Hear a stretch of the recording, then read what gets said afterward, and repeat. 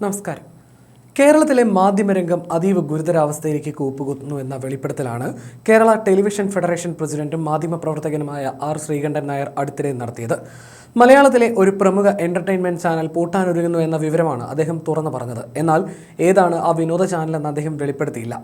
മലയാള വിനോദ ചാനൽ വ്യവസായത്തിലെ പ്രതിസന്ധികളെക്കുറിച്ചാണ് ശ്രീകണ്ഠൻ നായർ തുറന്നു പറഞ്ഞത്. പരസ്യ വരുമാനത്തിലെ വലിയ ഇടിവ് വിനോദ ചാനലുകളെ ബാധിക്കുന്നു എന്നാണ് അദ്ദേഹം വെളിപ്പെടുത്തിയത്. മെഡിമിക്സിന്റെ കാര്യം ചൂണ്ടിക്കാട്ടിയാണ് അദ്ദേഹം ഇക്കാര്യം പറഞ്ഞത്. അദ്ദേഹത്തിന്റെ വാക്കുകൾ ഇങ്ങനെ: ഒരിക്കൽ മെഡിമിക്സിന്റെ ഓണറായ ശ്രീ AV അനൂപ് എന്നോടൊരു കാര്യം പറഞ്ഞു.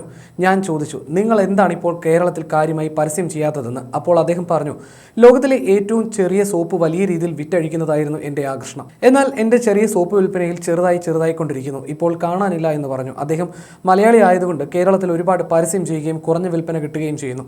എന്നാൽ കർണാടകത്തിൽ അദ്ദേഹം വളരെ കുറച്ച് പരസ്യം ചെയ്യുന്നു, കൂടുതൽ വിൽപ്പന കിട്ടുന്നു. അപ്പോൾ അദ്ദേഹം കർണാടകത്തിലേക്ക് ഫോക്കസ് ചെയ്യണോ കേരളത്തിലേക്ക് വരണോ എന്നാണ് അദ്ദേഹം ചോദിക്കുന്നത്. ഇത് പ്രത്യേകിച്ച് ഏറ്റവും കൂടുതൽ ബാധിച്ചിരിക്കുന്നത് എന്റർടൈൻമെന്റ് ടെലിവിഷൻ ചാനലുകളെയാണ്. നിങ്ങൾ ഒരു എന്റർടൈൻമെന്റ് ചാനൽ നടത്തുന്ന ഒരാളെ കണ്ടാൽ എങ്ങനെയുണ്ട് എന്ന് ചോദിച്ചാൽ ഗംഭീരമായിട്ട് പോവുകയാണെന്ന് പറയും.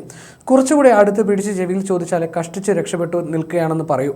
എവിടെയെങ്കിലും ഒരു കോഫി ഷോപ്പിൽ ചായ വാങ്ങിച്ചു കൊടുത്തിട്ട് ചോദിച്ചാൽ പറയും, ഇത് എത്ര കാലം നടക്കുമെന്ന് ഒരു പിടിയുമില്ല എന്ന്. നിങ്ങൾ വിശ്വസിച്ചോളൂ. ഇന്ന് കേരള വിഷൻ കേബിളിലൂടെ കൊടുക്കുന്ന ഒരു പ്രമുഖ എന്റർടൈൻമെന്റ് ടെലിവിഷൻ ചാനൽ നിർത്തുന്നതിനെക്കുറിച്ച് ആലോചിച്ചിരിക്കുകയാണ്. അവർ കഴിഞ്ഞ ദിവസം എന്നോട് സംസാരിച്ച ഒരു രഹസ്യം കൂടിയുണ്ട്. ഞാനിപ്പോൾ കേരള ടെലിവിഷൻ ഫെഡറേഷന്റെ പ്രസിഡന്റാണ്. അതുകൊണ്ട് എൻ്റെ മാത്രം കാര്യമല്ല, മറ്റുള്ള ചാനലുകളുടെ കാര്യവും കൂടി ഇപ്പോൾ ഞാൻ തിരിച്ചറിയുന്നുവെന്നും ശ്രീകണ്ഠൻ നായർ പറഞ്ഞു. താരങ്ങൾ പ്രതിഫലം കുറയ്ക്കാൻ തയ്യാറാകാത്തതും മലയാളത്തിലെ വിനോദ ചാനൽ വ്യവസായത്തെ പ്രതിസന്ധിയിലാക്കുന്നതായും അദ്ദേഹം പറയുന്നു. ടെലിവിഷൻ വ്യൂവർഷിപ്പ് കുത്തനെ ഇടിയുമ്പോഴും നിർമ്മാണ ചെലവ് കൂടുന്നതിനെക്കുറിച്ചാണ് അദ്ദേഹം വ്യക്തമാക്കിയത്. ടെലിവിഷൻ സിനിമാ നിർമ്മാണത്തിന്റെ പ്രതിസന്ധി കണക്കിലെടുത്ത് പ്രതിഫലം കുറയ്ക്കാൻ കേരളത്തിലെ മിക്ക കലാകാരന്മാരും തയ്യാറാകുന്നില്ല. ഒരു പ്രശസ്ത അഭിനേത്രിയിൽ നിന്നുണ്ടായ അനുഭവം വിവരിച്ചുകൊണ്ടാണ് അദ്ദേഹം ഇക്കാര്യം പറഞ്ഞത്. ഒരു ബഹുമാന്യ വ്യക്തിയുടെ പരിപാടിയിൽ പങ്കെടുക്കാൻ 2 ലക്ഷം രൂപ വാഗ്ദാനം ചെയ്തപ്പോൾ അവർ അത് അംഗീകരിച്ചു. എന്നാൽ പ്രോഗ്രാമിന് ശേഷം അവർ 3 ലക്ഷം രൂപയിൽ കുറഞ്ഞ് പ്രതിഫലം വാങ്ങാറില്ലെന്ന് പറഞ്ഞ് ചെക്ക് വേണ്ടെന്ന് വെച്ചു. കേരളത്തിലെ മോശം സാമ്പത്തികാവസ്ഥയെക്കുറിച്ച് ബോധ്യപ്പെടുത്താൻ ശ്രമിച്ചിട്ടും അവർ വഴങ്ങിയില്ല.